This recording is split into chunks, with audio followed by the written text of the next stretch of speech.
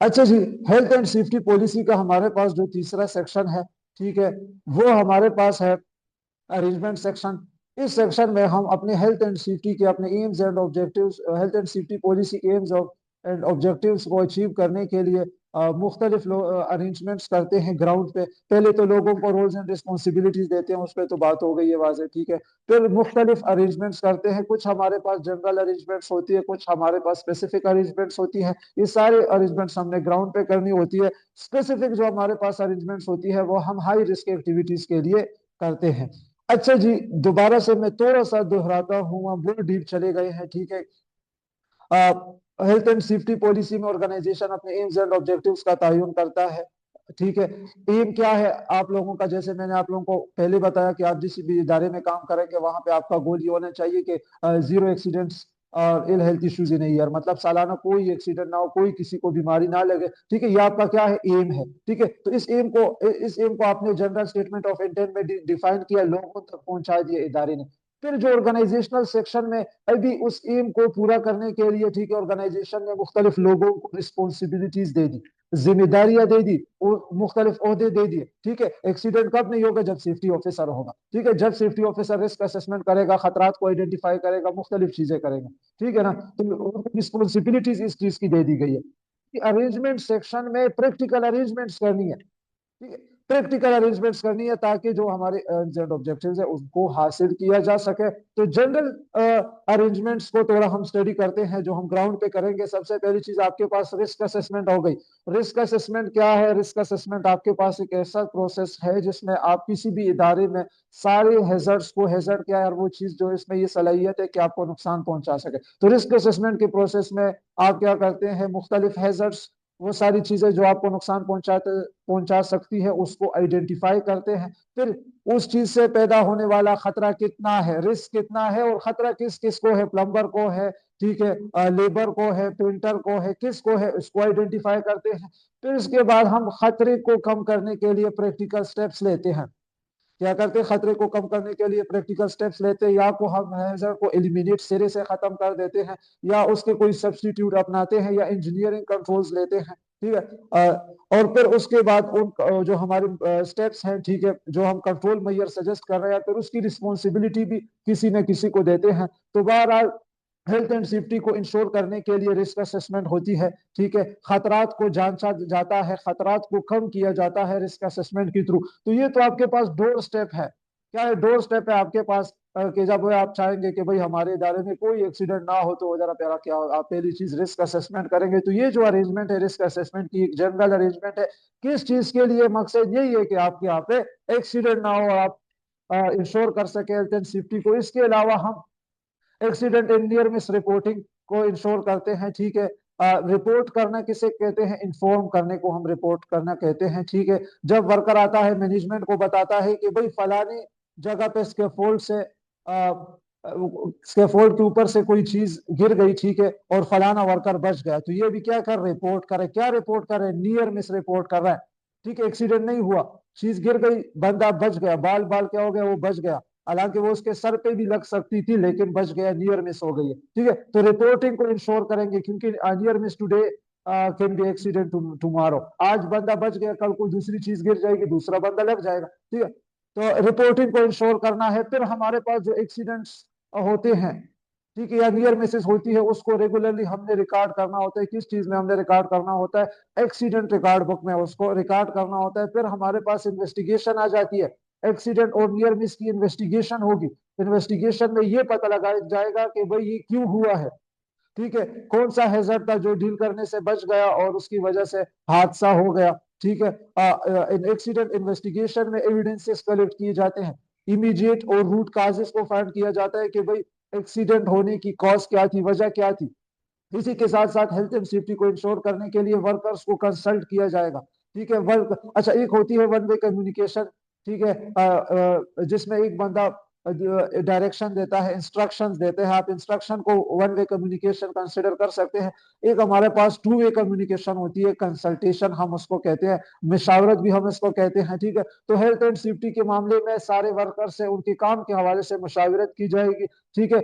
अच्छा, तीसरी चीज हमारे पास है सेफ सिस्टम ऑफ वर्क बनाएंगे। ठीक है, सेफ सिस्टम ऑफ वर्क काम करने के महफूज तरीके को कहते हैं। ठीक है, काम भी हो जाए, एक्सीडेंट भी ना हो, तो ये तीसरे चैप्टर के में हम इसको सेफ सिस्टम ऑफ वर्क को डिटेल से पढ़ेंगे। सेफ सिस्टम ऑफ वर्क हम मशीनरीज के लिए बनाते हैं। अभी वेल्डिंग मशीन है, वेल्डिंग एक्टिविटी है, ठीक है, तो वेल्डिंग एक्टिविटी के लिए हम सेफ सिस्टम ऑफ वर्क बनाएंगे कि वेल्डिंग का काम, ठीक है, सही तरीके से हो। अच्छा, आप लोगों ने मैगी नूडल्स खाए होंगे, ठीक है, उस पे आप पीछे देखे तो मैगी को तैयार करने के लिए आपके पास प्रोसीजर होता है कि भाई 1 कप पानी ले, ठीक है, 2 मिनट के लिए उबाले। ये क्यों बता रहे हैं आपको, क्या आपको बता रहे हैं? ये मैगी को पकाने का एक महफूज तरीका है, जिससे आप काम भी कर लेंगे, आपको कोई नुकसान भी नहीं होगा, और आपका इंग्रेडिएंट सही तरीके से आपकी जो डिश है वो तैयार हो जाएगी। ठीक है, तो मुख्तलिफ एक्टिविटीज के लिए सिर्फ सिस्टम ऑफ वर्क बनाते हैं। ठीक है, इसी के साथ साथ जो एम्प्लॉइज है, जो इदारे में काम कर रहे हैं वर्कर, उनकी वेलफेयर का, अच्छा भाई वेलफेयर हम कहते हैं बेसिक जिंदगी की नेसेसिटीज और फैसिलिटीज। ठीक है, आम जिंदगी की जो जरूरियात है और सहूलियात है, ठीक है, इसके मजमूए को हम वेलफेयर कहते हैं। ठीक है, तो वर्कर्स के वेलफेयर का ख्याल रखना होगा मुख्तलिफ लेवल पे। उनके लिए पीने का साफ पानी हो गया, ठीक है, उनके लिए बिल्कुल रहने की साफ जगह हो गई, ठीक है।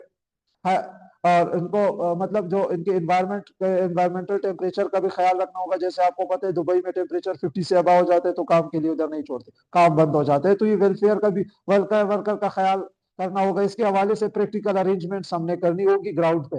ठीक है, और ये भी मेक श्योर करना होगा कि भाई फर्स्ट एड किट्स अवेलेबल है, फर्स्ट एडर शिफ्ट पे अवेलेबल है। ठीक है, फर्स्ट एड फैसिलिटीज है, इक्विपमेंट है और पर्सनल। ठीक है, तीनों चीजें, एक तो वो जगह जहां फर्स्ट एड दी जाएगी, ठीक है, वो फर्स्ट एड फैसिलिटीज में आ जाती है आपकी। ठीक है, फिर इक्विपमेंट में, ठीक है, जो फर्स्ट एड किट्स और उसमें जो सारी चीजें हैं, और इसके अलावा आई स्टेशन हो गए आपके पास, स्ट्रेचर्स वगैरह। फिर तीसरी चीज आपके पास पर्सनल, जो बंदा फर्स्ट एड प्रोवाइड करेगा, ठीक है, तो वो भी आपने इन चीज को भी इंश्योर करना है कि ये सारी चीज आपके पास ग्राउंड पे हो। फिर फायर सेफ्टी के हवाले से मुख्तलिफ ग्राउंड पे अरेंजमेंट्स करनी है कि भाई फायर वॉचर्स आपके पास अवेलेबल है, फायर वॉचर्स ट्रेन है, फायर अलार्म्स आपके पास लगी हुई है, एस्केप रूट्स को आइडेंटिफाई कर दिया गया है, फायर एक्सटिंग्विशर्स अवेलेबल है, वर्किंग कंडीशन में है। और इसके अलावा फायर को रोकने फायर को फायर प्रिवेंशन के हवाले से भी आपने मुख्तलिफ स्टेप्स लेने हैं, फायर रिस्क असेसमेंट करनी है। ठीक है, मुख्तलिफ आपने साइन बोर्ड्स का भी इस्तेमाल करना है। तो ये सारी आप अरेंजमेंट्स, प्रैक्टिकल अरेंजमेंट्स करेंगे।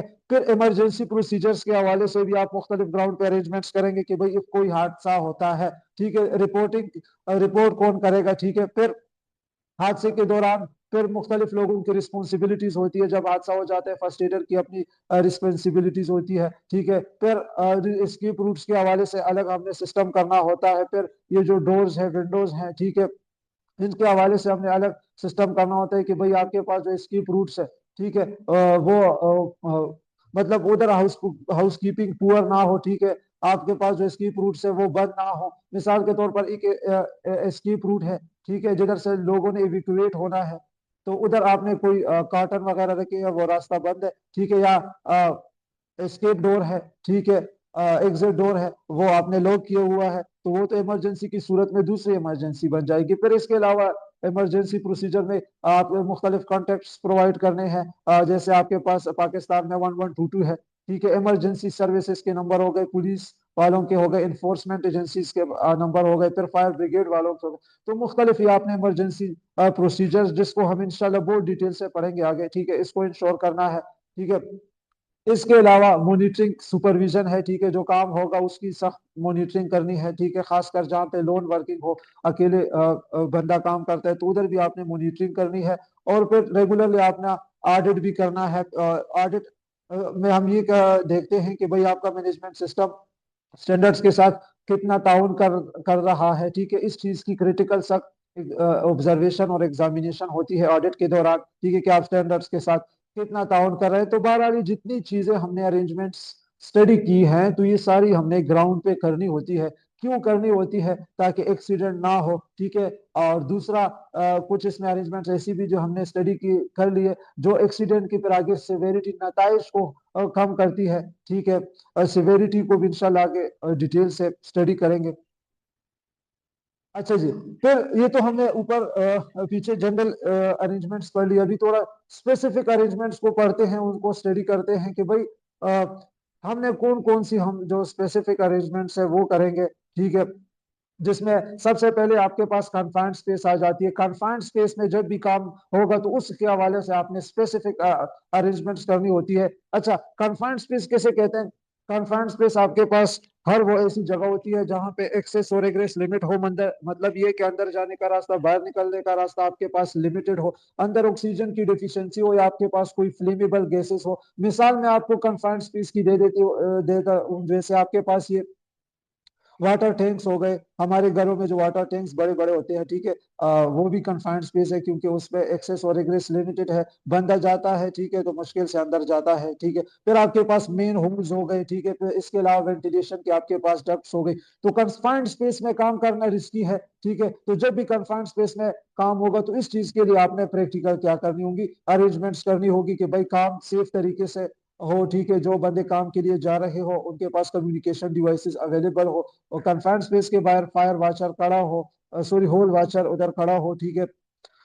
इसके अलावा आपके पास कॉन्ट्रैक्टर हो गए। कॉन्ट्रैक्टर मैनेजमेंट को हमने पहले एलिमेंट में डिटेल से स्टडी किया है, तो इसमें आपने कॉन्ट्रैक्टर के काम को भी मैनेज करना होता है, उसके हवाले से अरेंजमेंट्स करनी होती है। पहले तो आपने ये इंश्योर करना है कि जिस कॉन्ट्रैक्टर को हम काम दे रहे हैं, ठीक है, जिसको सेलेक्ट कर रहे हैं, जिसकी सिलेक्शन हो रही है, वो क्राइटेरिया के मुताबिक आपके पास क्या हो, पूरा हो, ठीक है।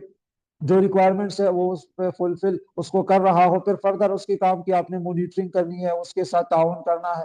इसका वजह से आपने अरेंजमेंट्स करनी है कि भाई जो कॉन्ट्रैक्टर के जो लोग हैं वो ट्रेन हैं, ठीक है, और उनको ट्रेनिंग दी गई है, ठीक है। वो इस तरीके से काम ना करे कि काम करने वाली जगह पे कोई हादसा हो जाए कॉन्ट्रैक्टर कंपनी की वजह से। हालांकि बहुत सारे हादसा होते हैं, तो इस चीज को भी आपने इंश्योर करना है। फिर काम करने वाली जगह पे मंशियात, ड्रग्स, एल्कोहल और स्मोकिंग को आपने क्या करना है, प्रोहिबिट करना है। इसके लिए आपने प्रॉपर पॉलिसीज बनानी है, ठीक है, के मंशियात के हवाले से ये पॉलिसीज है। फिर ऑर्गेनाइजेशन में स्मोकिंग जोन्स बनाए जाते हैं, तो स्मोकिंग तो फिर खैर उसमें की जा सकती है, लेकिन ड्रग्स और अल्कोहल के लिए आपने स्ट्रिक्ट पॉलिसीज बनानी है, ठीक है। फिर लोन वर्किंग इसे कहते हैं कि जब बंदा अकेला काम करता है और लोगों की आंखों से दूर होता है, और उनको नजर नहीं आ सकता और वो उनको सुन भी नहीं सकते, तो ये और जिसकी सुपरविजन भी नहीं हो रही, मतलब जिस बंदे की काम की निगरानी भी नहीं हो रही हो, तो ये आपके पास लोन वर्किंग में आ जाता है। तो लोन वर्किंग को प्रोहिबिट करना है, प्रॉपर मॉनिटरिंग करनी है, या फिर इफ नहीं किया जा सकता इसको प्रोहिबिट, तो जो बंदा काम कर रहा है उसको प्रॉपर कम्युनिकेशन डिवाइसेस दे, उसके लिए अलार्म लगाएं, उस पर कोई कैमरा लगाएं, ठीक है। सुपरवाइजर को कहें कि भाई आप बार बार इस बंदे को देखें, ठीक है, इसकी निगरानी करें, ठीक है। फिर इसके अलावा नॉइस, आप सबको पता होगा, शोर को कहते हैं अनप्लेजेंट साउंड, नाखुशगवार आवाज, हम उसको नॉइज कहते हैं, ठीक है। फिर हमारे पास काम करने वाली जगह पे बहुत सारी ऐसी मशीनरीज होती है जो बहुत ज्यादा शोर करती है, ठीक है, एक्सेसिव नॉइज प्रोड्यूस करती है।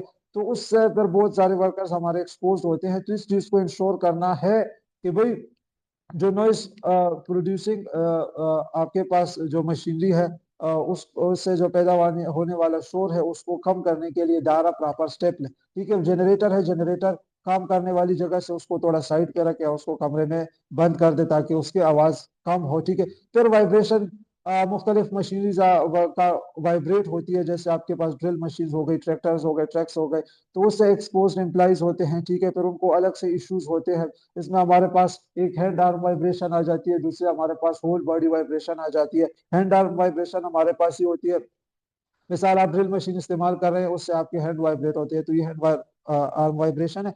फिर आप इस ट्रक में जा रहे हैं, जैसे आपकी होल बॉडी वाइब्रेट होगी, तो आपके पास होल बॉडी वाइब्रेशन है। तो इस चीज को कंट्रोल करने के लिए मुख्तलिफ स्टेप्स लेने हैं, ग्लव्स प्रोवाइड करने हैं, बहुत सारी चीजें करनी है। बहरहाल ये तो फिर हमारी जी2 में डिटेल्स है, हैजर्ड कैटेगरीज में इन चीजों को डिस्कस करेंगे, ये जनरली मैं आपको बता रहा हूँ। फिर जो आपके पास टॉक्सिक मटेरियल्स हैं, ठीक है, मुख्तलिफ, उसको कंट्रोल करने के लिए भी आपने स्टेप्स लेने हैं। क्राउड्स, भीड़, भीड़ को भी कंट्रोल करने के लिए आपने स्टेप्स लेने हैं। इंश्योर करना है कि भाई काम करने वाली जगह पे भीड़ ना लगे, हर बंदा अपना काम करे, इसके लिए अपनी पॉलिसी ऑर्गेनाइजेशन बनाए।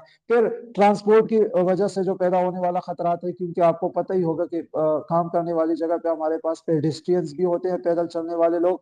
और इसके अलावा हमारे पास मुख्तलिफ व्हीकल्स होती है, जैसे ट्रैक्टर्स हो गए, ट्रक्स हमारे पास हो गए, फोर्क लिफ्टर ट्रक्स हो गई, या दूसरी हमारे पास हैवी मशीनरी का इस्तेमाल, डंप ट्रक्स हमारे पास हो गई। इस मशीनरी का मुख्तलिफ इस्तेमाल होता है, ठीक है, ट्रांसपोर्ट के लिए भी इस्तेमाल होती है। तो फिर हमारे पास खतरात इस किस्म के होते हैं कि भाई कोलिजन ना हो, ठीक है, पेडेस्ट्रियन और व्हीकल के दरमियान कोई कोलिजन ना हो। तो उसके लिए हमने प्रॉपर स्टेप्स लेने हैं, इंश्योर करना है कि भाई व्हीकल के जो रूट्स है वो पेडेस्ट्रियन के पाथवे से अलग हो, ठीक है, या फिर उनको प्रॉपर सेग्रीगेट किया जाए कि वो शेयर रूट या वे इस्तेमाल ना करें। फिर हेल्थ सर्विलेंस के हवाले से मुख्तलिफ आपने अरेंजमेंट्स करनी होती हैं। हेल्थ सर्विलेंस हम कहते हैं सेहत की निगरानी को, तो अपने जो एम्प्लॉइज है उनके हमने चेकअप्स को रेगुलरली उनके चेकअप्स को इंश्योर करना है, ठीक है। फिर इसके अलावा हमारे पास फायर एंड इलेक्ट्रिसिटी के हवाले से मुख्तलिफ अरेंजमेंट्स हमने करनी होती है कि भाई आग ना लगे, ठीक है, कोई शॉर्ट सर्किट ना हो, या इलेक्ट्रिसिटी की वजह से कोई आग ना लगे, या किसी को इलेक्ट्रिक शॉक ना लगे, ठीक है, तो उसके लिए भी सारे अरेंजमेंट्स करते हैं। फिर मटेरियल या लोड हैंडलिंग के दौरान मैनुअल हैंडलिंग, मतलब अपनी बॉडी के फोर्स से चीजों को पुल करना, पुश करना, कैरी करना, लेके जाना, ठीक है, ये हमारे पास मैनुअल हैंडलिंग में आ जाता है। तो मैनुअल हैंडलिंग से पहले होने वाले अलग खतरात होते हैं, तो उसके लिए भी हमने क्या करना है, अपने वर्कर्स को प्रॉपर हैंडलिंग की टेक्निक सिखानी है कि भाई आप लोड को इस तरीके से उठाएंगे, इस तरीके से लेके जाएंगे, ठीक है, इस तरीके से रखेंगे। इसके अलावा हमारे पास वेस्ट गंदगी होती है, ठीक है, उसको गिराने के लिए, उसको डिस्पोज, उसको खत्म करने के लिए भी प्रॉपर स्टेप्स लेने हैं। तो वेस्ट हमेशा ऑर्गेनाइजेशन से कहीं दूर जाके खुले मैदान में, मतलब वेस्ट के लिए प्रॉपर अपनी हर सिटी में अपनी जगह होती है वेस्ट डिस्पोजल के लिए। तो कोशिश ये करनी है कि वेस्ट जो भी ऑर्गेनाइजेशन का, ठीक है, उसको उधर तक पहुंचाना है। तो ये सारी अरेंजमेंट्स हम प्रैक्टिकल अरेंजमेंट्स है इसलिए करते हैं कि भाई हमारे पास काम करने की वाली जगह पे कोई एक्सीडेंट ना हो।